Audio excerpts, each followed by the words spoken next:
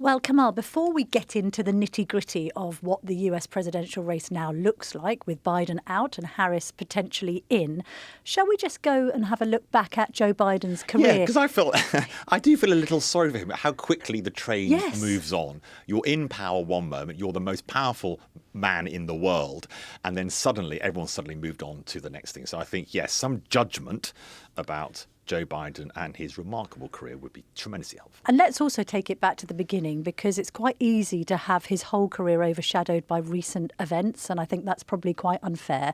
So if we go back to where it all began in 1972, he was elected as the senator for Delaware, and that was a surprise moment because it ousted the Republican incumbent. Months later, he experienced a family tragedy when his wife and baby daughter were killed in a car crash. The commute home to his sons from Washington on the train every night gave him the nickname Amtrak Joe.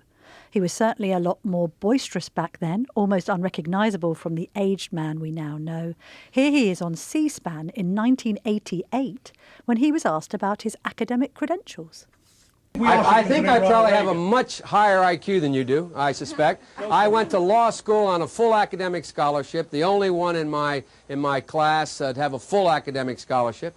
In the first year in law school, I decided I didn't want to be in law school and ended up in the bottom two-thirds of my class, and then decided I wanted to stay, went back to law school, and in fact ended up in the top half of my class. It's amazing to hear people that you see now in the sort of twilight of their career, the stuttering, the faltering that we've been over again and again, which has actually meant that he's left. To hear them back then when they were in their pomp and the power of their speech could come through. I'm not sure that actually the claims that Joe Biden made then were absolutely true. But the first time many people in the UK will have heard of him was when he was chosen to be Barack Obama's vice president in 2008. And quite quickly there became a relatively charming bromance between the two men who worked together over Obama's 2 terms, so 8 years. Let's hear a little bit of that rather sweet relationship. The best vice president America's ever had, Mr. Joe Biden.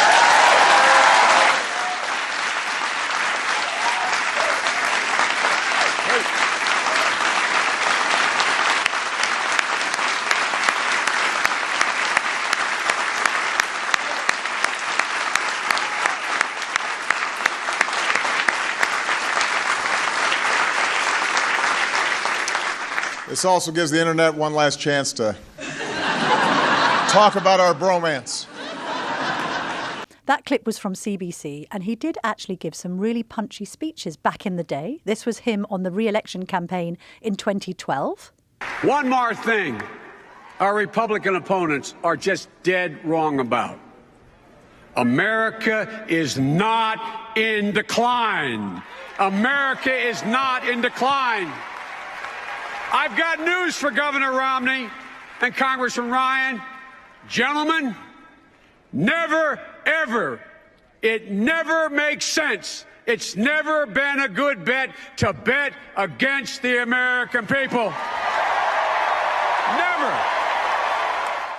You could imagine if that person was taking on Donald Trump, possibly he would be ahead in the polls. Of course, by the time it came to 2020 and the mega battle with Donald Trump, it was Biden's turn to lead the Democratic campaign on that occasion. He defeated Trump and he received the most votes ever cast in a presidential election, saying that he would bring the country together. Let's just hear a little bit from his inauguration. With unity, we can do great things, important things. We can right wrongs. We can put people to work in good jobs. We can teach our children in safe schools. We can overcome the deadly virus. We can reward work and rebuild the middle class and make health care secure for all. We can deliver racial justice, and we can make America once again the leading force for good in the world. That clip was from CNN, and that's him in 2021, Kamal. And you can hear him slightly stumbling then. The difference between hearing him in 2012 and then almost a decade later is quite stark. I've been involved in an interview with Joe Biden, a previous company I worked at, and the things about that interview, about him being stationary and it being very difficult for him to kind of move around and operate, were super, super clear, but nothing was done. So, yes, there is some criticism there when you see Biden now and then suddenly it's on that TV debate that this should have been dealt with a long time ago. I mean, we also know about the gaffe when he very recently confused President Zelensky with President Putin. We also know him confusing, actually, Kamala Harris with Donald Trump. That's all happened in recent weeks. To be fair, I mean, the response has been quite generous. Got people outside the White House with Goodbye Joe posters. I mean, that's to be expected among his Democratic support base. Also, the media has been quite kind. The New York Post had been critical, just simply headlined their front page, "The End." We had the LA Times writing an editorial calling his decision courageous and patriotic. CNN, always on side to be fair, but saying it's the hardest decision any politician can make. I mean, what will his legacy be, do you think, Kamal? Well, I think in the US, the Inflation Reduction Act, which was this big move on net zero, on providing support for green technologies in America. That was probably his biggest economic move. He was someone who was seen as powerful on diversity. He had very, very widespread support amongst black voters in the US. And then I think internationally, obviously Ukraine. I mean, you can criticize some of the tactical operations, the speed of operation, but he has always been absolutely clear his backing for Zelensky against Putin. He has not flirted in a way that President Donald Trump has flirted with, we need to get a deal. He's never suggested in any way that he supports or admires Putin. The Middle East has been, of course, much more complicated. He has been seen as strongly behind Israel. Whether more could have been done by America to stop or to see solutions to where we are at the moment in the conflict between Israel and Hamas and the destruction, particularly in Gaza, that will always be a question mark, which will be picked over in the history books. But he's clearly a very significant figure. Even before he became president, he had a big role in Congress, in foreign affairs, and in supporting, big geopolitical issues. I met him once in the Houses of Parliament because he came and gave an award to the former Tory MP for Bournemouth, Tobias Ellwood, when he stepped in to help PC Palmer after that horrific Westminster terror attack. And, the atmosphere around him, he really commanded people's respect and attention because he was that elder American statesman. And it's sad, actually, that legacy has been overshadowed. Should we get on to talking about Kamala Harris? Because she's now the woman of the moment, Kamal. She's already made history, hasn't she, as the first female vice president, the first vice president being a woman of colour. And now, of course, she wants to make even bigger history. Let's go through some of her areas.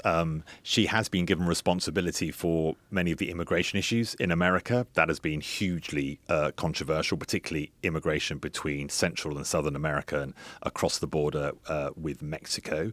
She's certainly been very strong in her support for Ukraine. Abortion has been for her supporters, has been a huge positive issue for her.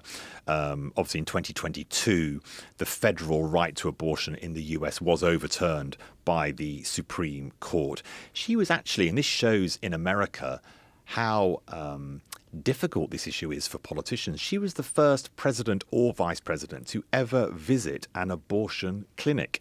She called it her reproductive freedoms tour. She said that abortion was about freedom for women. That has been a big dividing line against the Republicans, of course, particularly J.D. Vance, Donald Trump's pick to be vice president, should he be successful on November the 5th, is very strong on anti-abortion, position. even yesterday, Kamal, just saying, on the abortion thing, because it was pinned to her X profile, just an attack on Trump on abortion. This is clearly going to be a theme of her campaign.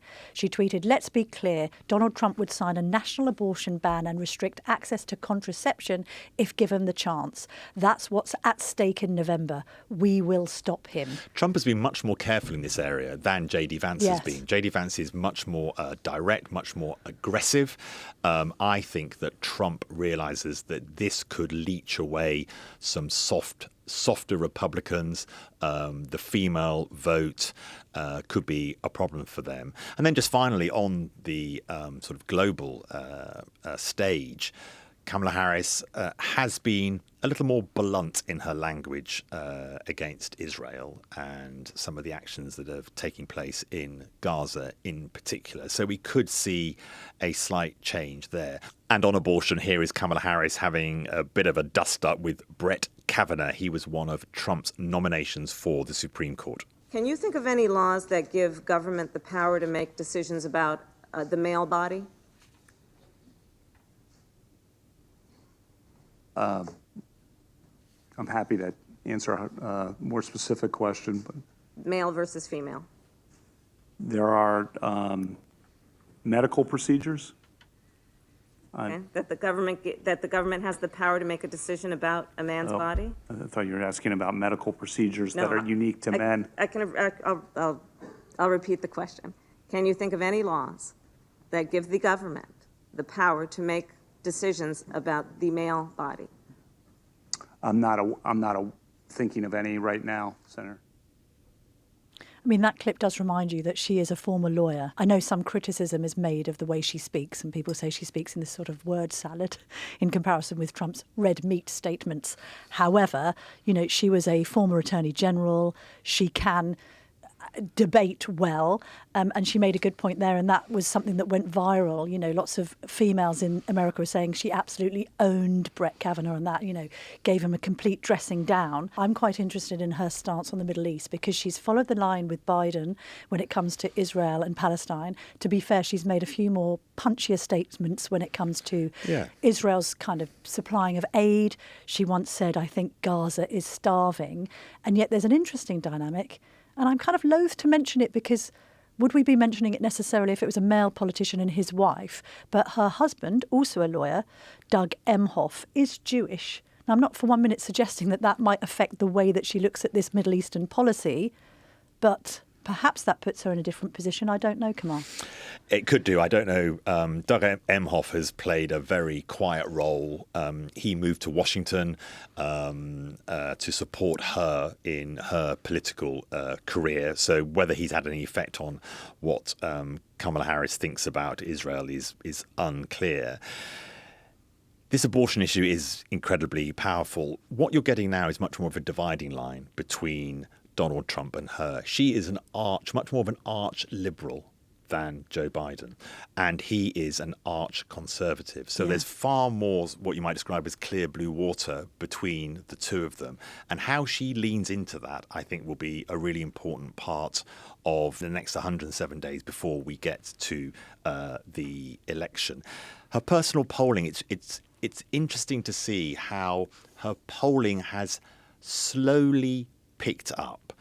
As you say, she has been criticised in the past around the types of words she uses, the phrases she uses. We'll be coming on to one of those a little bit later. But actually, if you start watching her campaign and how she's using social media, she's lent into the criticism. She's starting to use the memes against her to be pro her. Her use of Venn diagrams. She loves a Venn diagram to describe things. Who doesn't, Kamal? I've become slightly obsessed with Kamala HQ, which is the Twitter account that is backing her now presidential campaign.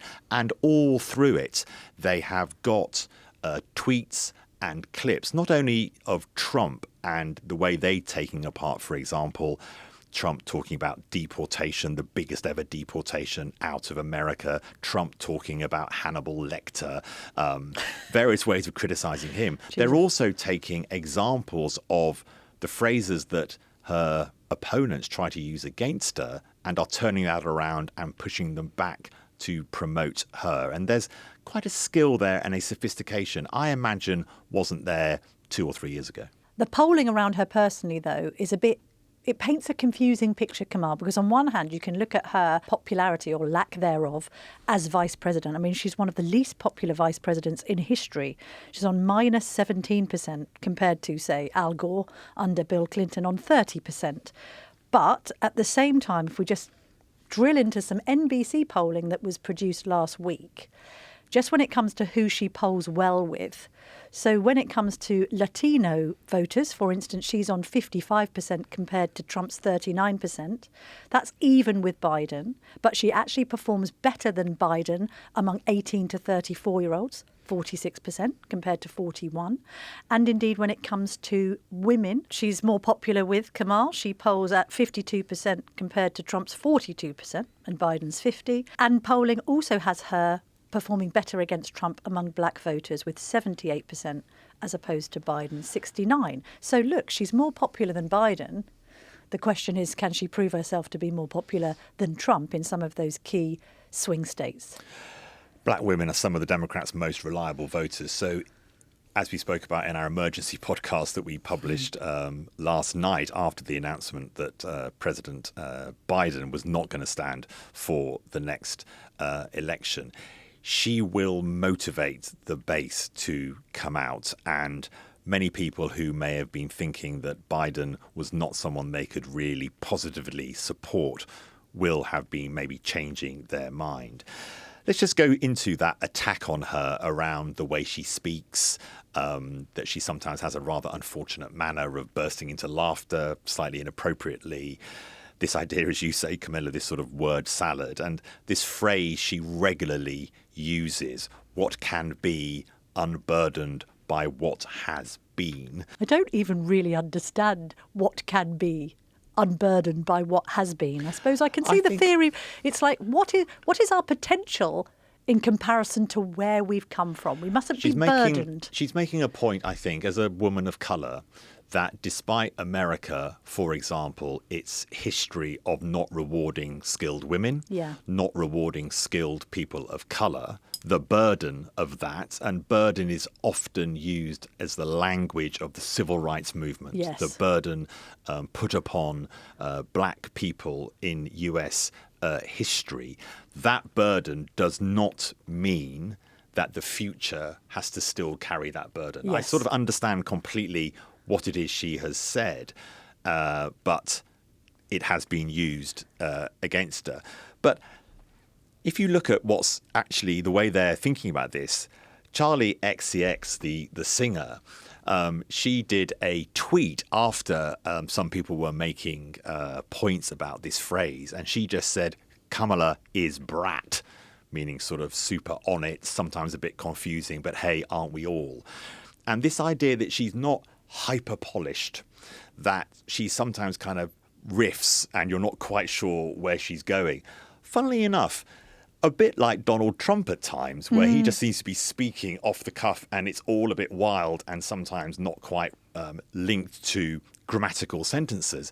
That one tweet has had, I think, 10 million views. And Kamala Harris's official Twitter or X account has now put the brat branding and Charlie XCX on their Twitter feed, and they've made the branding all about that. Fair She's enough. making it something that she can use against those people who are criticising her. So I think as her confidence grows, her ability will grow with it. Although that sort of slight psychobabble, sort of spiritual language does remind me of my old patch covering the royals. It's very Meghan. There's a real Meghan tinge to some of that language, which, to be fair, does appeal to huge swathes of American society. Maybe it's a winning formula. So she's got $50 million newly injected into the coffers. She's taken over also all of the Biden campaign funding automatically. She's got support from the Clintons and then key Democratic figures, including, for instance, Massachusetts Senator Elizabeth Warren, California Governor Gavin Newsom. She hasn't got the support of the Obamas. And there's a theory behind this, Kamal, that this is because Michelle Obama wants to be the first black female president of the United States. Do we buy into that? I don't know, Camilla. I would suggest that Barack Obama wants to have some sense of there being some contest, that it doesn't just appear to be a procession. It might be useful to allow the news cycle to turn a few spins where she's not quite the Democrat definite nominee. I mean, what has happened? Who isn't dominating the headlines anymore? Donald Trump. Who is? Kamala Harris. What are the biggest searches for now on the internet? Kamala Harris. The longer that can keep going, when Barack Obama comes out and backs her, as I imagine he will, because I think the momentum is so powerful now behind Kamala Harris, it'd be difficult to see how anyone else could reach the speed, the velocity you need in campaigning in 107 days to be able to do November the 5th. That's another headline. When we get to August the 19th and the Democrat convention in Chicago, that's another headline when she maybe accepts the nomination. So you can see some planning there. I think maybe not with Barack Obama, but with some other Democrat figures. Chuck Schumer, the majority leader in the Senate, Hakeem Jeffries, the minority leader in the House of Representatives. They have supported Joe Biden's decision, but have not said anything yet about Kamala Harris. I think it's more interesting to see what people like they do over the next days and weeks, because in the swing states where it is not about the liberal voters of California or the liberal voters of New York State, in those swing states, the Midwest, I think that's where some testing of Kamala Harris needs to happen. And that's when I think people like Chuck Schumer, Hakeem Jeffries may then come out. I mean, it needs to be a case, surely, of unite or die. Yes. I think what they're doing is they are seeing a drip of support coming out for her, it not seem like just one big snowplow that she's the person, and they hope to then command the news agenda for as long as possible since Joe Biden quit. So we've covered the Biden and Harris side of the US presidential election. Shall we talk all things Trump? And who better to do that with than his British best friend, Nigel Farage? Nigel Farage, welcome to the Daily Tea. First question we're going to ask you is, how do you take your tea? Because it's ready here in a big yellow teapot, or do you not like tea? Love tea. Great. Start every day. I mean, obviously not with tea bags, with loose tea. Oh, do it properly. And I take it with. Baggage, I'm sorry. Well, that'll just have to do, won't it? But I take it with milk. No sugar. Sugar is one of the vices that I avoid. One of them? One of them. There aren't many on the list, but sugar is one of them. How much milk? A splash. Lovely. Thank you so much. No spoon. That's This right. is always a problem on the Daily Tea, that we have no spoon. It'll but diffuse. It'll diffuse. And also we like to ask, who, alive or dead, can't choose family, would you most like to have a cup of tea with?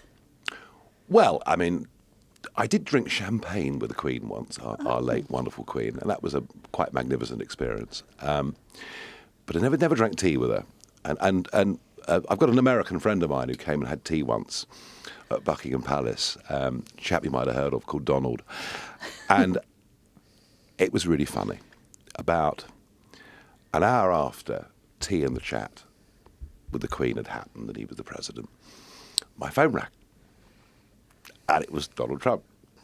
And he was the most animated and excited I've ever heard him. I think for him, having tea with the Queen at Buckingham Palace, given his mother's Scottish background and his love of Britain. And so that would have been nice. To have tea with the Queen would have been nice. Would have been very nice, like Paddington. What was the moment you had champagne with her? That's fascinating. So going back a long time, I'm going back to sort of 2000, 2001 too. The Queen and Prince Philip did a couple of early evening drinks parties, and they would invite 30, 35 people, and you'd go in, and it was 6 till 8. It was pre-dinner drinks. You weren't staying for dinner. But it was very interesting because you'd file through and, good evening, Ma'am, and then you'd speak to Philip, who'd make a comment about the European Union, which I'd agree with totally. And then you'd go into a room, reception room, and you know when you're talking to somebody that you can, without seeing, you can be conscious that someone's next to you. And I was chatting away with somebody who was terribly boring. And I turned around and there was the Queen right next to me. And so we had drinks and chatted. Well, I won't say what she said, but she had a very sharp sense of humour. Yeah. Very sharp sense of humour. But yeah, they did that years and years ago. And it wasn't just political people, it was media people, it was business people. I guess just people they thought were interesting. So it was rather nice to be asked. You've conveniently mentioned who I'm calling, well, I'm saying you're his BBF, you're his British best friend, Donald Trump, who we know you saw recently in Milwaukee. But just before we get onto that and how he is, your reaction to Biden standing down? I predicted this in September 2023. I wrote a newspaper article in which I said Joe Biden will not be the candidate. I think it is disgraceful, the way in which the Democrats have conned the American public into believing that they had a president who was up to the job and capable. I think it's a terrible thing that they've done. I look at his wife, Jill Biden, the son, Hunter. They profess to love this man. I mean, frankly, they've been putting him through elder abuse. It's obvious to me, for some time that, when you've got somebody who's got decline, neurological decline, those conditions don't get better. And we can probably all think of family members, friends, and, you see the signs and you just know this is going to get worse, and it's horrid in every way. I always thought they'd drop him. I'm surprised they've left it this long. It clearly puts their campaign into some degree of turmoil. And don't forget, their convention comes up in a few weeks' time, and there could be the recipe here for some degree of chaos at their conference. So, he's gone. It's right that he's gone. He should never have been there in the first place. I think that what you saw, the catastrophic withdrawal from Kabul without even telling your best NATO ally. And don't forget, all those years in Afghanistan, pro rata, we spent exactly the same amount of money as the Americans. We lost exactly the same number of killed and wounded as the Americans. Didn't even tell us. Just decided we're out of here. Handed the country back to the Taliban, who we'd fought for 20 years. That led Putin into thinking, well, the West is weak. NATO clearly isn't working. He goes into Ukraine. And so I think having a president like this has made the world a far more dangerous place. It's a very sorry episode. Mr. Farage, do you think, though, now, given what we're 107 days away from the actual election, that Kamala Harris has got a better chance against Trump than Joe Biden would have had given his decline? So I think what's really pushed this above all are people who were sitting in the House of Representatives and the Senate thinking, we're not just, it isn't just the presidency we're going to lose. We're going to lose both of the houses and our jobs with it. On paper, you'd say, well, Harris must have a better chance, but that's until the public actually see her. And her public performances are very weak. I mean, she's never been a good public speaker. She has this tendency to burst into a sort of hyena-like nervous cackle, which isn't particularly attractive. And let's just remember, even within the Democrat Party, she only got as far as New Hampshire in the primaries. She didn't even make Iowa. She was way down the list. She was lying 7th, I think, in that contest at the moment she pulled out. So there isn't really even much evidence of support for her within the Democrat Party, let alone more broadly in America. And in particular, with that blue-collar group, who are living in Michigan, living in Wisconsin. I mean, the Midwest, yeah, sure, there are other states that matter enormously, whether it's Arizona or Georgia, but basically who takes the Midwest takes the presidency. And I just cannot see that she's the right person. And I don't want to be too unkind, but you do wonder why she was appointed. Do you think it might motivate her base? It might motivate turnout? For minority groups, black women are very traditional voters for Democrats, and this might motivate them. So what she will do, at least, she will ensure that the strong Democrat voters come out. I think America is a bit more meritocratic than perhaps we think.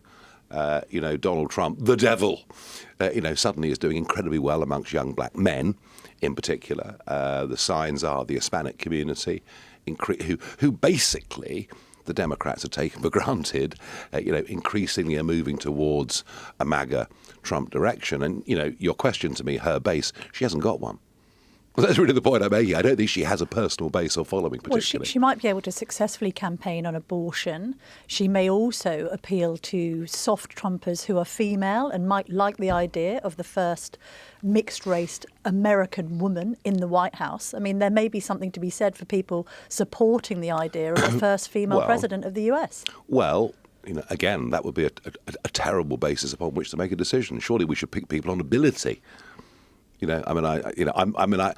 All of this, Camilla, drives me absolutely potty. The whole identity politics, that everyone must be divided up into different groups according to sexual preference or race. I'm not interested in any of that. I think we should just judge people for who they are. So might she do well with suburban white women? Well, to be honest, the Democrats are doing quite well with that group already. Yeah. So that won't do any harm, and I fully accept that. But no, I think there are enormous, just as there are in this country, the old traditional sort of we're middle class, we vote Conservative, we're working class, we vote Labour, all of that is breaking down, and it's breaking down in the ethnic groups very, very quickly. Surely Trump would have been better off fighting Biden, though. I mean, in the Trump camp, they may not be that worried about Harris, but it would have been a better scenario all round for him to continue to campaign against Sleepy Joe. Well, yes, and you're right. And I remember when I wrote the article saying Biden, I was told from the Mar-a-Lago camp that I wasn't necessarily being helpful. Right. I said, no, I'm not. I'm just telling you the truth. He won't be the candidate. Look, as I say, if we see a head-to-head debate between Harris and Trump, I don't think she'll perform that well. But we'll see. Give us your view. You were in Milwaukee for the Republican convention. Did you actually meet Trump? Yeah, briefly, but I spent quite a bit of time with the family, who are incandescent with rage. Incandescent with rage. How can a guy with a high-powered rifle get onto a rooftop 125 yards away? I mean, they simply can't believe this is a failure of Secret Service on the most astonishing level. Astonishing level. So there is deep anger in the family at what happened. I didn't used to believe in miracles, but perhaps I do now, because when you see that 3D, vision and the trajectory of the bullet, and he moves his head at that moment, I mean, just unbelievable. Is Trump himself fully across those sorts of videos that we've all seen online? I mean, he obviously appreciates how close he came. Oh, absolutely. Yeah, absolutely. And if you go through a near-death experience, it does change you for a bit. I went through one in 2010. I was in an aeroplane, crashed into Earth. I thought, well, you know what, this is it, time's up. And I was very badly hurt and hospitalised and everything. And for a few weeks, you are very thoughtful about it. I mean, it's impossible not to be. I'm sure you're always thoughtful, Mr. Farage. Oh, I'm not sure that's true. I think I'm rather more instinctive, actually. But no, I mean, it does make you thoughtful. But I mean, is Trump? Will this essentially change Trump as a human being? No. You can't teach an old dog new tricks. He's 78. He's done what he's done. He's had huge successes. He's had some failures too along the way. It won't essentially change him now. Is your sense that the Republicans now feel that, I mean, as you say, Camilla, I think there is something in that Kamala Harris will have a different type of fight against Trump. She's younger. She can sort of play the slightly next generation card, modern America versus old America. But is your sense, Mr. Farage, that the Republicans think now we're in a strong position to win on November the 5th? Yes. And we were even with Joe Biden? Yes, I do, actually. And I think, again, it's back to those swing states. It's back to those, blue-collar states. It's back to the messaging, the appeal. And, it's interesting, isn't it? I mean, the Biden administration have gone down effectively the net zero route that Ed Miliband's about to take us down, which means more expensive bills. It means deindustrialization. It means China just laugh at us. And I think Trump has really caught the Midwest with that. I think the idea, I mean, look, we are going to be using oil and gas until 2050. And in fact, I think this year will be the record year ever for oil consumption. So given that we're going to be using that stuff, why not produce it ourselves? Why not have, tens of thousands of highly paid blue-collar jobs in those industries? So I just don't see how, even if Harris is more attractive than Biden, I don't see how she appeals to those people. I just don't see it. When you took in the assassination attempt on Trump, what did it make you feel about your own personal safety? Because you have spoken about this in the past, and you have become a target that we've seen during the election campaign. Yeah, I mean, most of the attacks on me you don't see. You know, there was one Wednesday week back. You didn't see it. You didn't see it. What form does that A drink take? thrown at me, yeah. But, you know, I don't advertise all these things. But, no, my life changed, you know, fundamentally in 2013. I mean, I haven't caught public transport since 2013. I wish that wasn't the case, but it just is. And we have I think that, you know, Just Stop Oil and all these people, I think they're a bit loopy, really, and just detached from reality. I don't necessarily think they're terrible people. They think I'm evil. I mean, the level of liberal intolerance towards those of us that have views that you might call small c conservative is at a level where they kind of think violence is justified.